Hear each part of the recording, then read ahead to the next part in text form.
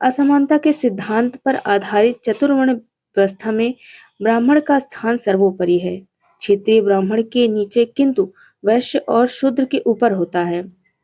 वैश्य ब्राह्मण और क्षत्रिय के नीचे शूद्र से ऊपर आता है। शूद्र सबसे नीचे है। इन वास्तविक कारणों से पुरुष सूक्त अनुपम है, परंतु पुरुष सूक्त मात्र अनुपम ही नहीं, असाधारण भी है, क्योंकि यह गूढ़ समस्याओं से भरा पड़ा है। अपूर्वता और अनुपमता का ज्ञान केवल कुछ लोगों को ही है, किंतु जानने का प्रयास करने पर इन रहस्यमय पहेलियों के वास्तविक स्वरूप और मायाजाल का पता चलेगा। पुरुष सूक्त में प्रतिपादित विश्वोत्पत्ति का सिद्धांत ऋग्वेद में भी मिलता है।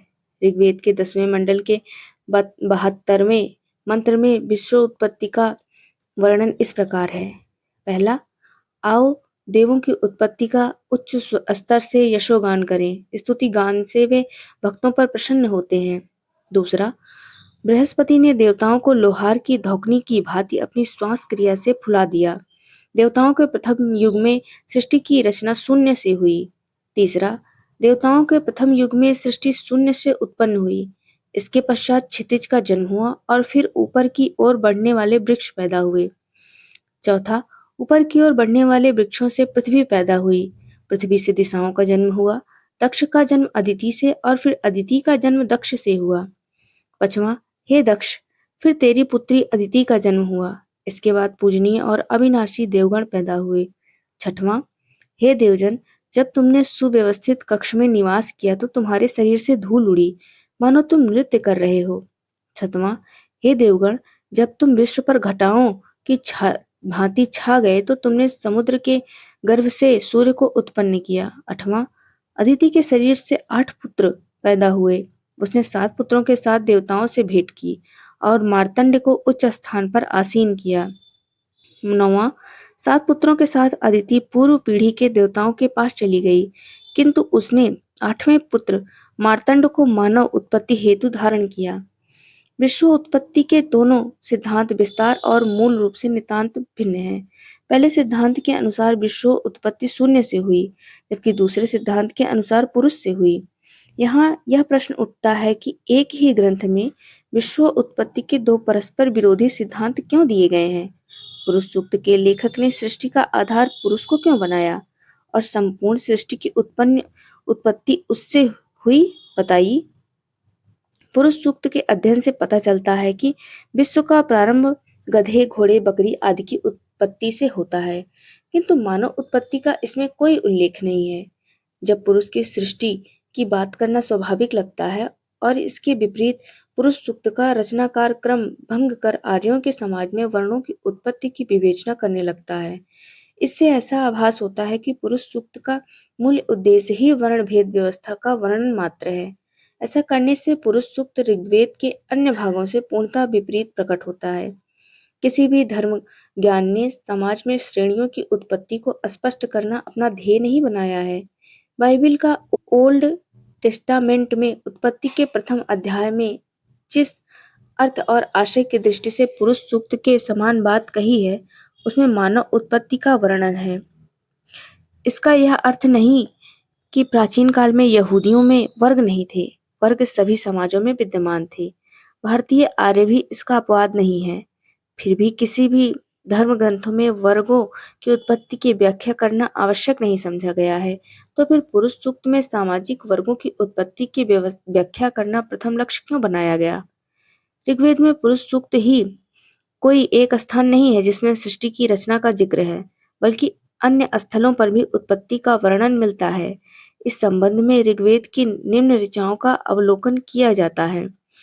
ऋग्वेद 96.2 प्रथम निविड़ और वायु के ज्ञान से उसने मानव संतति को उत्पन्न किया। उस अग्नि ने अपने प्रकाश से पृथ्वी और सागर का सृजन किया। देवताओं ने अग्नि को धन का दाता बताया।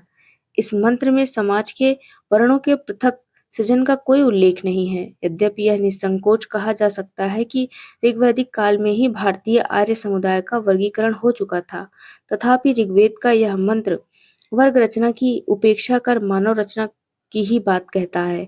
फिर क्या कारण है कि पुरुष सूक्त ने मानव उत्पत्ति के अतिरिक्त वर्ग रचना के वर्णन को महत्व दिया है? पुरुष सूक्त ऋग्वेद का और तरीकों से विरोध करता है।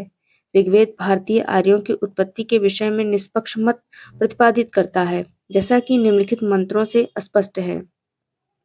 ऋग्वेद 80.16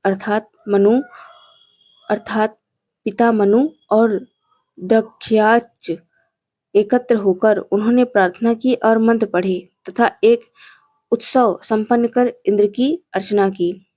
ऋग्वेद 114.2 हे रुद्र पिता, मनु ने यज्ञ से जो समृद्धि और शक्ति प्राप्त की, तेरे मार्गदर्शन में हम सब उसका उपयोग करें। तीसरा, ऋग्वेद 33.13 हे मारुत, मैं पिता मनु द्वारा चयन किए गए आपके शुद्ध फलदायी निदान, जो अत्यंत शुभ हैं, लाभकारी हैं, उनकी तथा रुद्र के आशीर्वाद और पराक्रम की कामना करता हूँ। चौथा, ऋग्वेद 8वां 52.1 प्राचीन मित्र बलशाली देवताओं की शक्ति से संपन्न रहा है।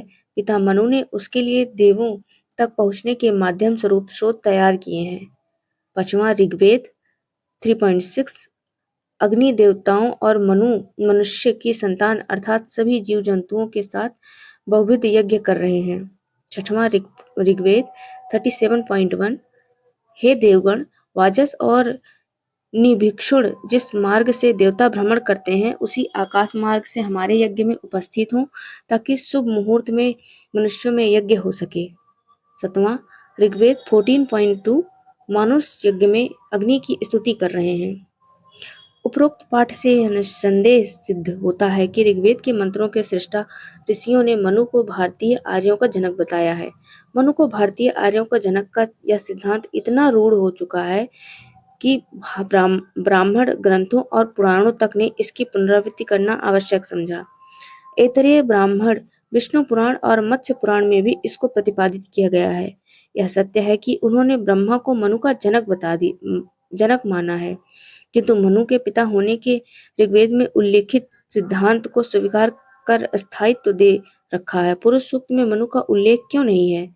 यह विचित्र बात है, क्योंकि पुरुष सूक्त के रचयिता इस बात के अपवाद लगते हैं कि स्वयंभू मनु विरज हैं और विरज आदि पुरुष हैं, क्योंकि वह भी अपने सूक्त के 5वें मंत्र में विरज आदि पुरुष कहते हैं।